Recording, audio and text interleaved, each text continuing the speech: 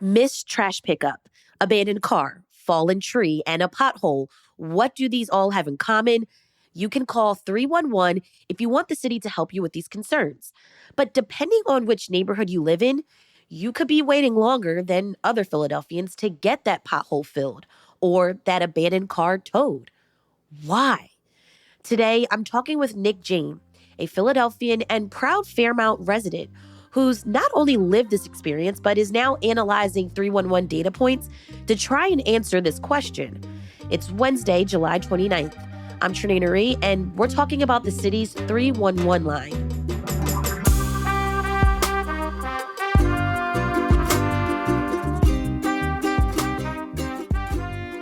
Nick, welcome to CityCast Philly. So in your free time, you've been analyzing 311 calls made by Philadelphians and the response time. But before we get into the numbers, why were you doing this in your spare time? Well, I like to keep busy in my spare time. So that's number one. But number two, it's actually funny. I've lived in different parts of Philadelphia. I moved here about 5 years ago. I lived for a couple, or me and my wife lived for a couple years in North Philadelphia in Strawberry Mansion. And then we recently moved to Fairmount. And I've been a frequent user of the 311 system. I made calls when I was living in North Philly and now in this area. And I just noticed that there were really, when I called in similar tickets when I was in North Philly, it took a long, long time for folks to get back to me or do anything about it.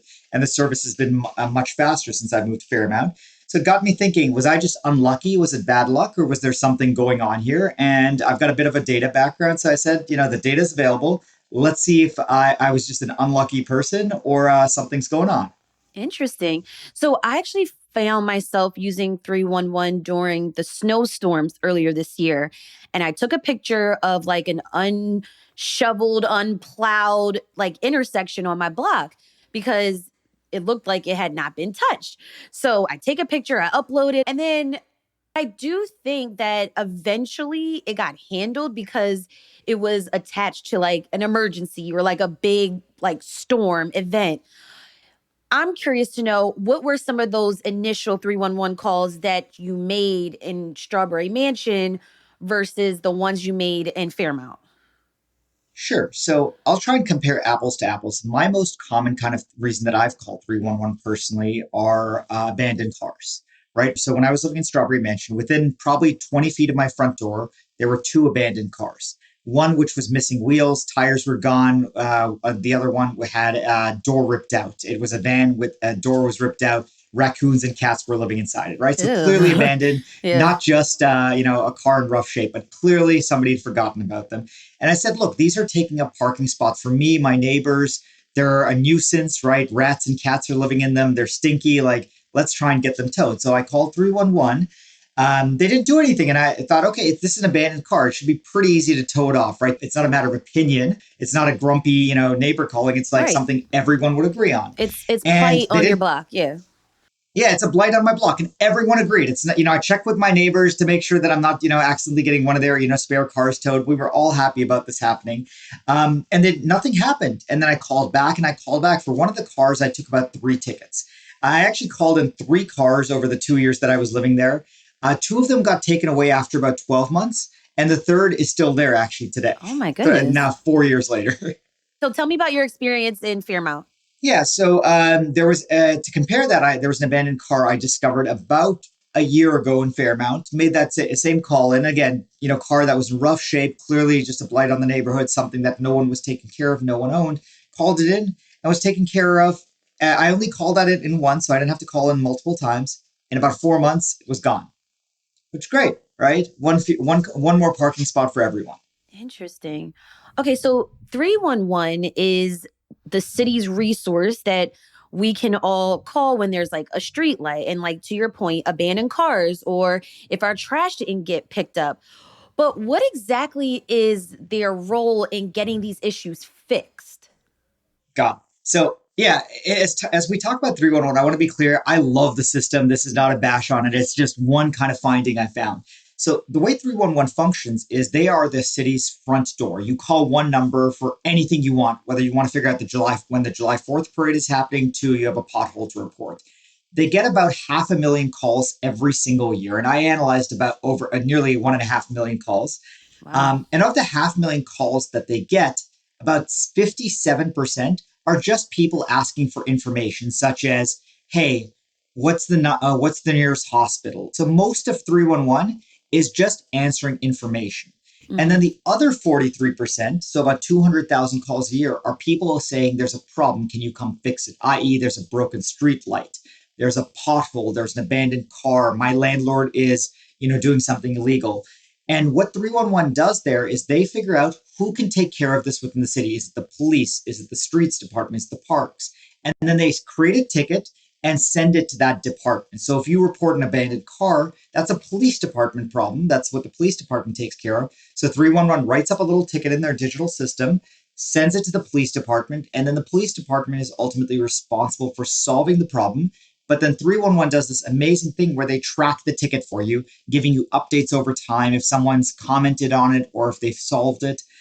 So it's both a routing system, an information call center, and a tracking system. But here's what I'm thinking though. Is it our role as residents to keep using 311 every time we see something that needs to be fixed? Or is it some responsibility here for city departments to do a better job at keeping track of those things? Because, like, what I'm asking is it my job to tell a department how to do their job? Like, do you think city departments are relying on residents to speak up and that's when interventions are made? I think that's a little bit unfair to the city, right? Because I think the city's actually doing a really good job. Like when the streets department sees a pothole or a broken street light, or the police see a crime happening, they're going to solve it.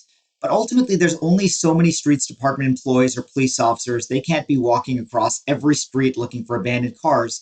And that's why, any city or any community functions both when there's official people doing stuff, but also when the citizens in the neighborhoods contribute. So look, for abandoned cars, I'm sure if the police is sees an obviously abandoned car that's a nuisance, they're going to take action against it. But they can't monitor all 800,000 parked cars in Right, Philadelphia at any given right. time, right? Hmm. And that's where we, as just regular residents, can help. We are not taking on the primary responsibility of solving these problems, but we're helping out in the same way that, your neighbor may be maintaining his or her house generally well, but they can't see a crack that you can see from your side of the fence.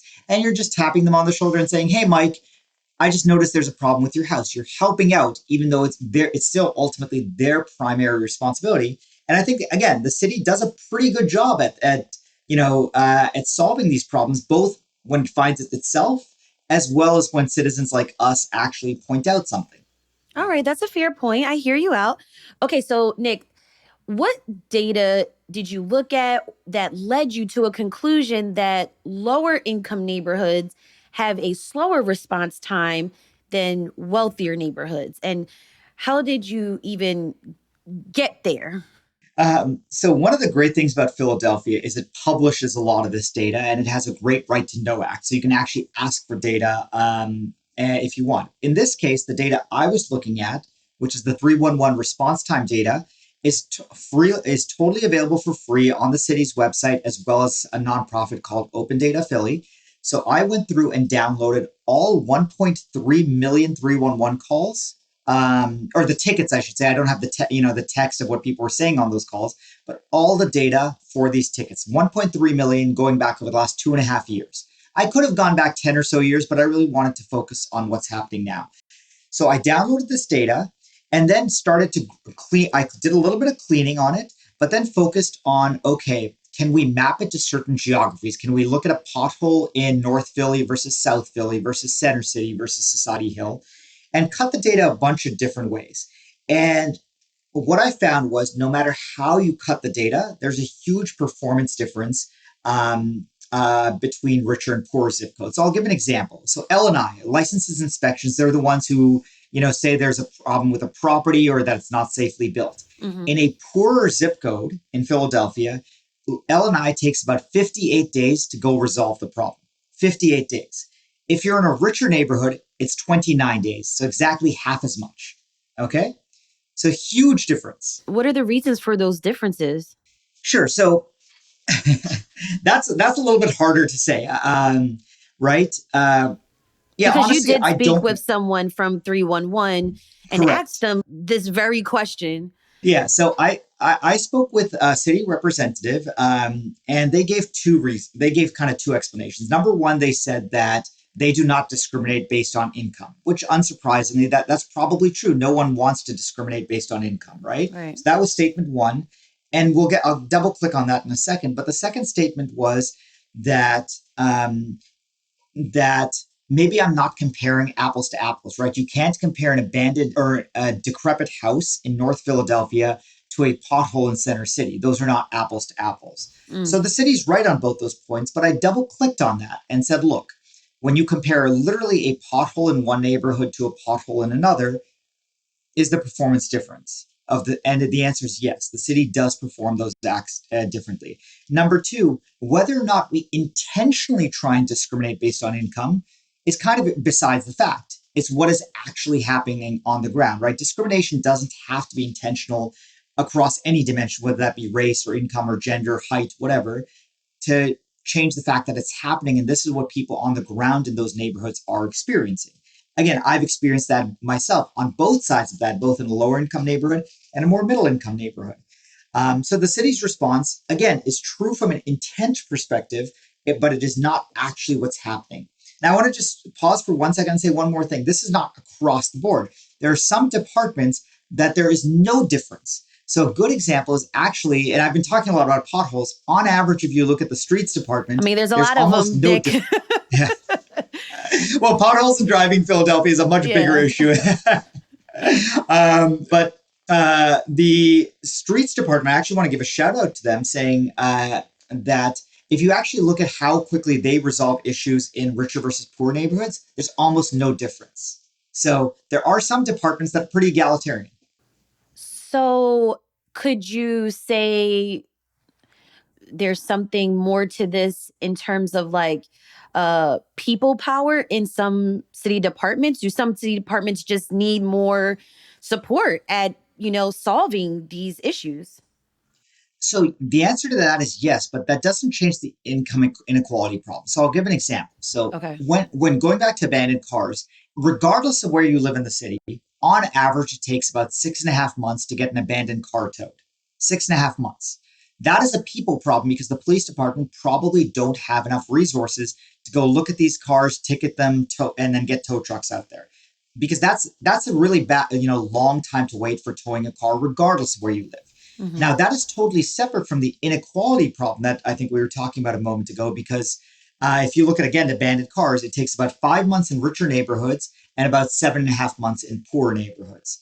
So the fact that everyone is waiting a long time is a resource problem, that there's just not enough police officers or tow trucks. But the fact that there's an income difference is not about resources, that's about decision making or discretionary power, or where we choose to prioritize the resources we already have.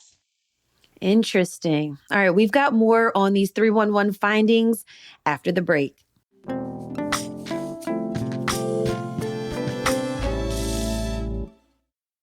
Nick, what sorts of things can we do here to maybe solve some of these issues that you found in this data? Sure. So I'll give two examples, a personal one and a scale one. So the step one was just I started digging into this data, which is what I'm passionate about. Step two, over the past week and a half, I've started reaching out to a couple ward leaders in the most affected areas and had meetings with with the ward leaders of about 4 or 5 wards over the past 2 weeks. And I've started to show them this data. Some of it they felt in their bones because they live and experience it, and their constituents experience it every day. Some didn't even know, right? And it's actually really funny. Mount Airy, which is Mayor Parker's ward, actually on average has really good service, but they are actually the single worst tow time for abandoned cars, which you would not expect for the mayor's own ward, right? But so step one of what I've done is start to show this data in ways that are accessible. So if you go to my website, you can actually see for your ward or zip code by ticket, by department, like how long does abandoned cars take in Ward 15 versus Ward 30 versus Ward 59, or how long does the police department take for my ward versus my zip code versus your ward and zip code. So that's number one, making this data accessible both through personal conversations as well as the tools. And then the second thing we did, and I want to give a big shout out to my wife. A few weeks ago, she said in the morning, let's actually go do something personally about this. And so we pulled down the data on abandoned cars in our neighborhood and went for a 3 mile walk. Later that afternoon, walked around for about 2 hours with our little kid, or with our baby, I should say, and found every single one of those abandoned cars and filed 311 tickets that made the police's job easier. Because, for example, for abandoned cars, if you just say there's an abandoned car on my block, the police doesn't know which car to tow. There's 25 cars on your block and they But can't beat but you. you can take a picture though and upload it to the 311 app, right? Correct. You can, but not everyone does, right? And sometimes the Mm. picture isn't good. So what the police needs to make their job easier, right, is on the app. They want you to tell you the model of the car. It's a Ford, it's a Taurus. They want you to say what the license plate and the color is. They want you to take a photo and they want you to tell exactly which address it's on so they can go find it, right? These are all kind of intuitive things you would expect to make the police's job easier. But imagine if you're in a rush, you're a normal Philadelphian in a rush, you don't know all these things. You take a quick photo of the car and say it's roughly at 19th and Fairmount. That's often not enough information for the police to act. Look at you, Nick, solving these problems in the city. Well, not me. Again, my wife really deserves 90% of the Yes, credit. you and your wife. Yes, thank you so much for doing this work. Um, so Nick, there's a Pennsylvania law that hinders how the city acts on certain 311 calls. Correct. Both Pennsylvania and Philadelphia laws. But here's kind of the story. When I was living in North Philadelphia, the house next to me was totally collapsed. Right.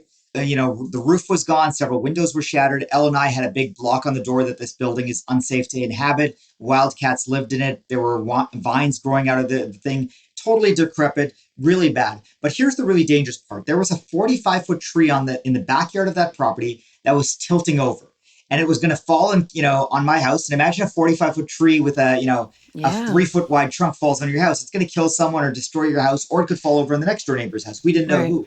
So I called into 311 and said, look, I know this tree is going to fall down. I don't know whether it's going to fall down tomorrow or a year from now, but it's definitely going to fall down. Can we do something about it? It again took 2 or 3 tickets before they responded, and ultimately I had to call Elle and I directly, and they sent someone out there, and basically they said, "Look, yeah, it's a danger, but because it's on someone else's private property, and that person's been paying their property taxes, even though no one's lived there for like 5 or 10 years, and the building's totally, ready to be demolished, they can't do anything till it actually causes harm." And because it's leaning Wow. over, hasn't yet caused harm on me, hasn't killed me or my wife or destroyed our house, I can't really do anything about it. So, in Mm. all fairness to the city, they're following the law. You can't do it. And there's a good reason for the law, right? Just because imagine that I could go into your backyard because I don't like the smell of the roses you have in your backyard and chop them down. I should not be allowed to do that, right? Right. But at the same time, if there's an abandoned, you would assume if there's a house that's totally abandoned, that no one's living there, and there is a imminent danger, I should be able to do something about it. Either privately, I'd be willing to pay $100 to go get like a tree cutter to cut it down, or the city should because it is endangering the health and community of everyone around. Interesting.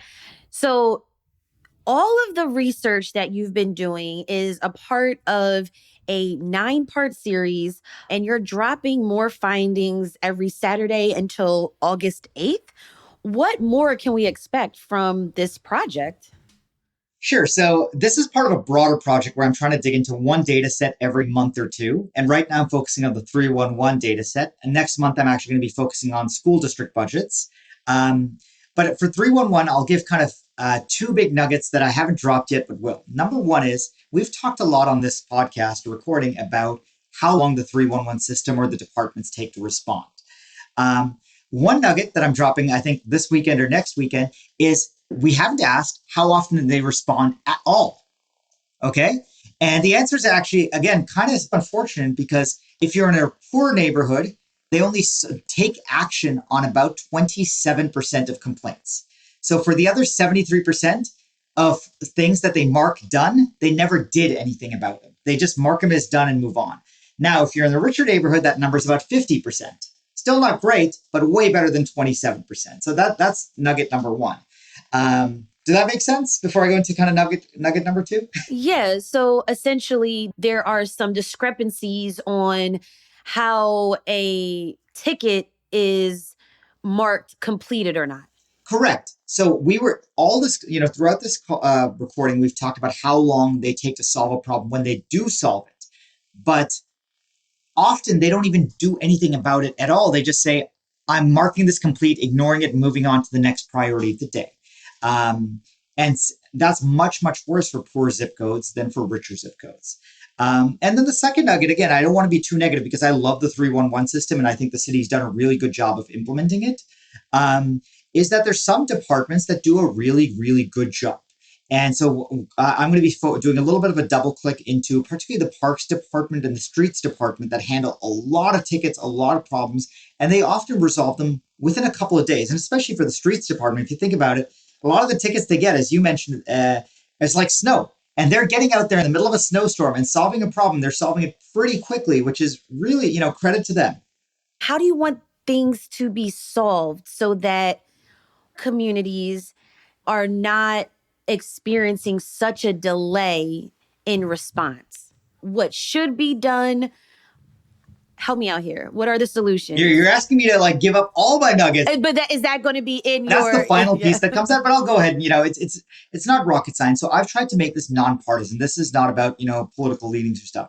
I come up with 5 recommendations, and I think I only remember 3 of them off the top of my head. Number 1 is the city should continue what it's doing in publishing the data. The only reason I was able to do this analysis was because I could access the data. Now, the challenge is you need someone with my data science skills to be able to come up with this thing. It's a little bit hard to access for the average Philadelphian. And I think the city does a great job at publishing the data. It needs to make it accessible to someone who's not who can't code. That's number 1. Me, I cannot do that. Of our 1.5 million Philadelphians, that's probably 1.45 million of them, right?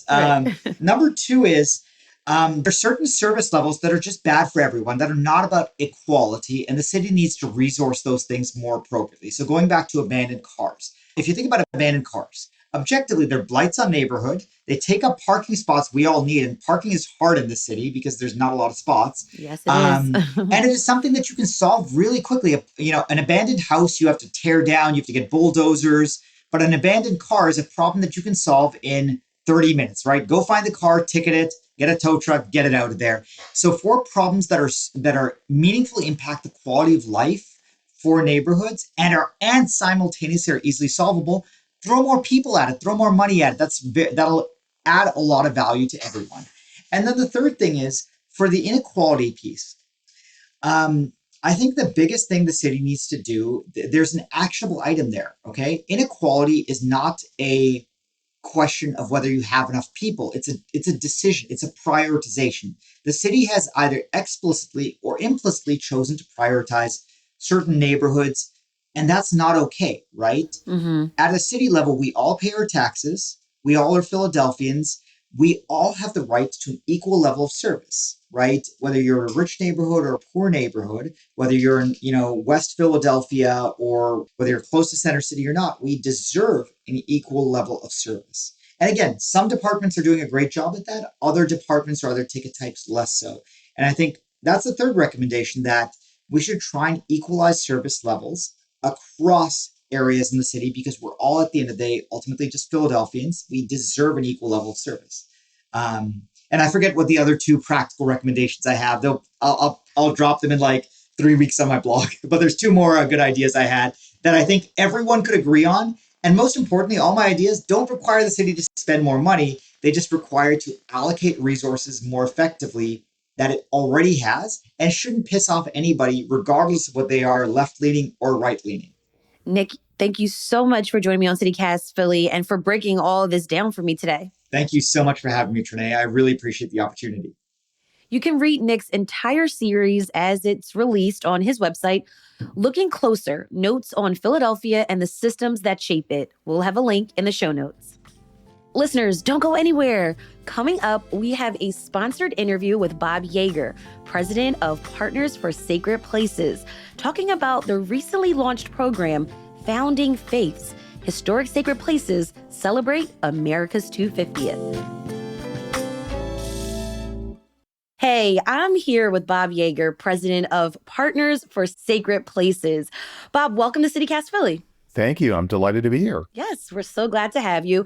Bob, for those of us who might not be familiar with Partners for Sacred Places, tell us a little bit about the organization's mission and the role it plays in preserving historic sacred places. We're pretty much a unique nonprofit that works to help neighborhoods and congregations take care of our older and historic sacred places, use them fully, really ensure that they remain as assets for the larger good, not just for the congregation, but for the larger community. We want to help Philadelphia and America understand these are really important to the lives and the economy of our neighborhoods. And a lot of folks think of the Methodist churches just for Methodists, or the synagogue is just for the Jewish community. And what we say is our sacred places really are public assets. They serve us all. And in fact, the data we've gathered with the University of Pennsylvania indicates that almost 90% of the people served in these places are not members. Okay. So they're cultural assets, but they're also places where people are served. So, as a part of America's 250th celebrations, your organization recently launched a program called Founding Faiths. Historic Sacred Places Celebrate America's 250th. What is this program? And Bob, why do you think it's important, or it's an important way to commemorate this milestone in our nation? Well, William Penn was, of all the colonial leaders in America, he was the one who was most consistent in welcoming all faith traditions to come to Pennsylvania and to come to Philadelphia and to settle here and to build their houses of worship. It's an amazingly important heritage we have, both the history and the buildings themselves. So we have a greater variety of mother churches and first churches or first synagogues. Oh, yeah. Of any other place in America. So what we wanted to do is share with the public a map of where some of them are and kind of describe what they're doing. And many of them are doing a lot of special things. One good example is Arch Street Meeting House in Old City, which has a newly inaugurated kind of interpretive space, which is incredible. And so they're hosting events. They actually have a theatrical production going on every Saturday through the end of the summer. And Philly has some of the nation's oldest churches, synagogues, meeting houses. So what do these sites reveal about the nation's founding? And what do you think that visitors can learn when they go there? What these old places tell us is that from the beginning, from the 18th and 19th centuries and on into today, Philadelphia and much of the country welcomed people of all different traditions, all different faiths.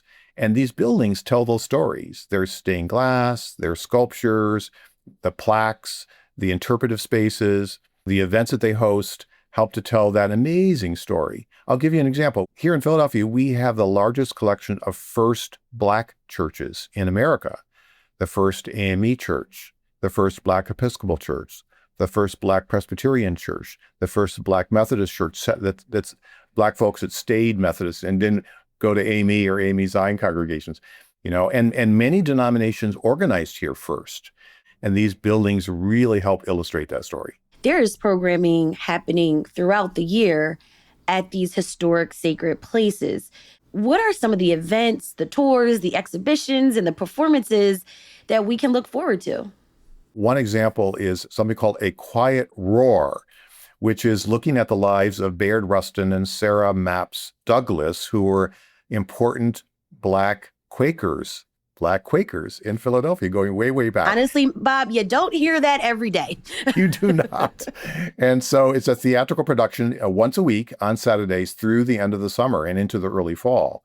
Places like Gloria Dei, which was originally a Swedish church and then became part of the Anglican or Episcopal world in Queen Village, they're hosting tours, and it's an amazing place. They're inviting people to come and see the building and the grounds. They do this every week. There's an interesting group called Interfaith Philadelphia that we have a lot of respect for, and they're hosting events to encourage the public to understand and respect religious pluralism, to celebrate, to lift up the variety of religious traditions we have here and across the nation. And so on our website, you can find a map of many of the places that we're celebrating and a list of events happening. There's a calendar month by month. So you can look at any given month or week and see what's happening. So we wanted to make it really easy, not just for visitors, but for people who live here. And that all is such a great asset to Philadelphia. Bob, thank you so much for being here today. I had such a great time, and you had such great questions. It was really a pleasure. Thank you. And listeners, you can visit sacredplaces.org/250th anniversary to learn more about upcoming events and opportunities to get inside these fascinating spaces. Thank you so much for listening to CityCast Philly. That's all for us today here on CityCast Philly. If you enjoyed this episode about 311, share this episode with your neighbor. Also, rate the show, leave us a review, and hit that subscribe button. Be sure to sign up for our morning newsletter to learn more about what else Philly's talking about. And don't forget, you can support the show and get great perks by becoming a CityCast Philly neighbor at membership.citycast.fm. We'll be back tomorrow morning with more news from around the city. Bye.